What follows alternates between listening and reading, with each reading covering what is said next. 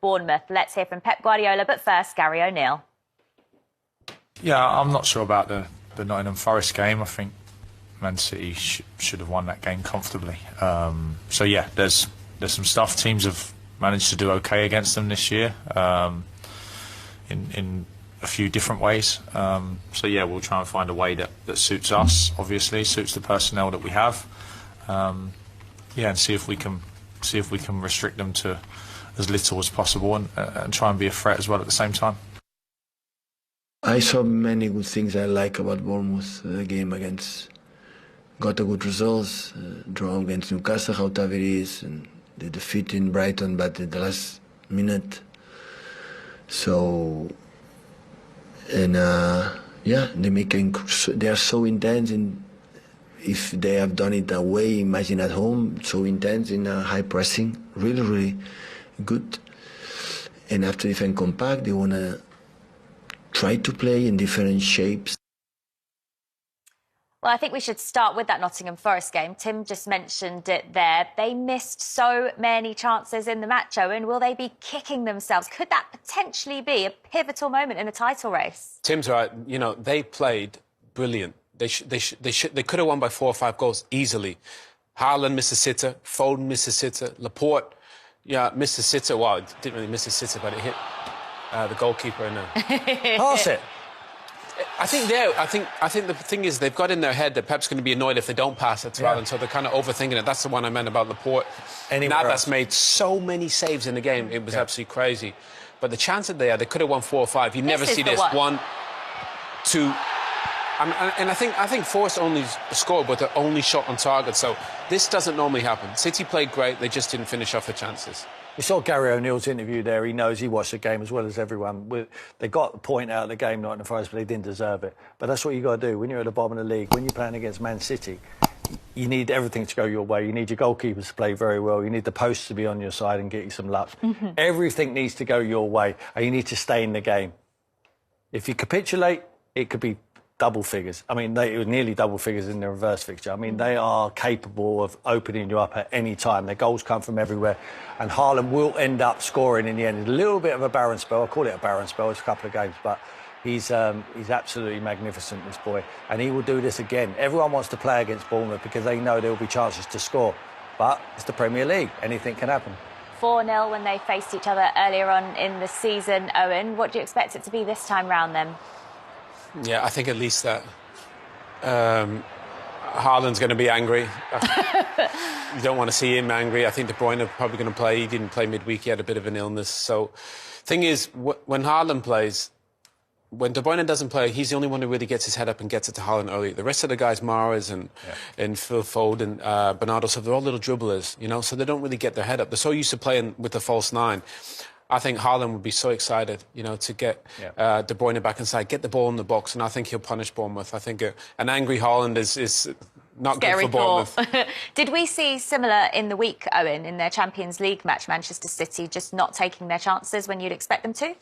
Yeah, I mean, they create so many chances, Manchester City. You kind of expect them to take them all the time. I just think they're still adjusting a little bit in terms of with Haaland. I think they had this such successful style of play. Pep always talks about control, you know, that extra pass and the rhythm. You don't really need that with Haaland. Just put it in, just get it into the mix and he's going to go and create and score goals. So you've got all these pieces of the puzzle to work around. But I just feel like Tim's right, when these guys are on form, they're a different level to everybody else in the Premier League. Why is it that we haven't seen what we tend to see with Man City this season, Tim, where at the turn of the year, from January onwards, they seem to kick into another gear? It's not happened this time round. Well, has it not? I think the results possibly haven't been there, but I think the performances are still there. I find it very difficult to criticise Man City, I really do. I think they've been unlucky in certain games, but I've always said I think they'll win the Premier League. I think they've got the know-how, they've got the manager, they've got the players, they've got Haaland now. I think they go full distance in both the Premier League and the Champions League, I really do. I think it's just a matter of time before they start winning games when they're not playing so well. But at the moment, on the evidence of what we saw last week against Nottingham Forest, they were magnificent. It was one of the best footballing performances I've seen. But sometimes you don't always get what you deserve. So they're still your favourites to win the title? Yeah. What about you? Yeah. I mean, the only reason they're dropping a few points is because teams, for us, were one of the same. I think the last 4 teams where they've dropped points, they've scored with the first shot. Yeah. You know, it's not like teams are creating 4 and 5 and 6 opportunities. When they get a chance, they're scoring. And I think that's, you know, that's not really a fair reflection of actually how they're playing. But the numbers are still pretty good. They just, I think, if anything, number-wise, goal-scoring-wise, they're still the top in the Premier League. Defensively, they're not as solid, you know. And I look back and I think the teams that have been the best in the Premier League or in the Champions League, they've had a solid base in terms of back four. That back four keeps changing every game. The 2 centre-backs, the full-backs, obviously Cancelo's left. I think Pep at some point has got to settle on who's going to be his 2 centre-backs, whether it's Diaz or Laporte or Stones.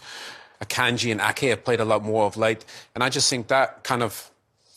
There's almost too many centre-backs there, Tim. Do you know what I mean? I don't think you know who's going to play every game, and I think maybe that's why they've conceded more goals than in the past. Yeah, I mean, in training, he obviously keeps the competition very high. You know, they're always trying to impress.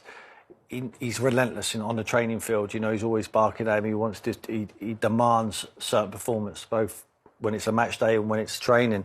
So some of the guys impress him. They earn the right to play, and he plays them. But Owen's absolutely right. When you play yourself, you want to get a relationship with who's going to play next to you. So the centre-backs especially. Centre-backs and the goalkeeper needs to stay the same. But unfortunately, with a few injuries, he's having to shift it around. But he starts, like you're talking about, it's probably later in the day this time. He probably, when it gets into April, if they're all fit, he will play his cup final team and he will stick to it between there and the end of the season, both in the cup competition and also the Premier League. OK, well, let's give Bournemouth a fair crack at this game as well then. What will they have taken from teams like Nottingham Forest, who have taken points from City? How do you think they're going to set up? Smash and grab. That's what you got to do. You got to smash and grab. And the thing is, you're not going to get many opportunities. You're obviously going to have to play on the break. They've got some good players to be able to do that. I think the biggest problem when you play Manchester City is same for everyone. You want to take the chance when they come, but you've got to get up the pitch first. And the problem is City have so much of the ball and you're so deep. By the time you transition to get up the pitch, it's about 70 yards. So you need players that can carry the ball to get you up the pitch, and then when you get a chance, you've got to take them. But I think that is the hardest thing. You'll get chances, but you've got to find a way to get possession and get up the pitch. And I'm not sure Bournemouth have the ball players in midfield to get him up the pitch. But he's always working, he's always grafting, Pep. You know, in his press conference there, he's almost sending a message to Gary O'Neill. You're playing very well. His team like to play football. You know, they're progressive through the midfield. All these sort of things, exactly what he wants them to do, because he wants them to try and play out. He wants them to be expansive. He wants them to be open. Hopefully, Gary doesn't fall into Pep's trap. Is he planting seeds, you think? Planting seeds. He always does. He never has a day off. Whether he's talking to the press, whether he's on the training field, whether he's working on match day, he's always trying to get an edge. And I think sometimes, I used to think when he played against your team, Brighton, he always used to big up Potter. He's saying always he likes to play it a nice way, he plays through midfield. Every time the ball goes into midfield, they used to go and nick the ball off him, they used to put it in the net. But he used to say, well done after the game, I like his style of play. You know, it's a grafter. He knows what he's doing. Looking at this game against Bournemouth, though, Owen, can it sometimes be difficult when you're chasing the title and you're facing a team that are fighting for survival? They are scrapping for every single point down at the bottom, Bournemouth, just to survive. Can they sometimes be the harder games to play in?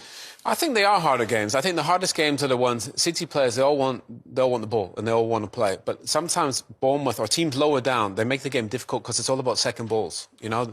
And Manchester City don't want playing a game where there's loads of second balls, and you know they want to get the ball down and play and dominate, create opportunities. Sometimes teams lower down, they make the games quite ugly, and the top teams don't like that. You know, don't they, Tim? They want the ball on the deck and they want to pass it about. When the ball's in the air and Kiefer Moore's elbowing you in the head, it's not fun it's not fun for anyone. I think, I look at, if I'm Bournemouth manager, if I'm Gary O'Neill now, I'm looking at teams around me. I'm keeping it quiet, obviously, but if he's realistic, he knows that. We've talked about Wolves, who played tonight. Bournemouth beat Wolves last week. They got better players, though. You know, if you ask Gary, do you want to swap the squads? He would swap probably all of the squads apart from Southampton. You know, with his... It is a minor miracle, I believe, to stay in the Premier League. I think he's doing very, very well. I'm not blaming Gary O'Neill. I think whoever took over, even Pep Guardiola, swapped roles with him and managed Bournemouth now to the end of the season. I still think they get relegated because I don't think they've got the quality. They've tried, they spent money in January, but I'm not sure they've got enough. Over a long period, between now and the end of the season, I think they drop. OK, right, we're going to take...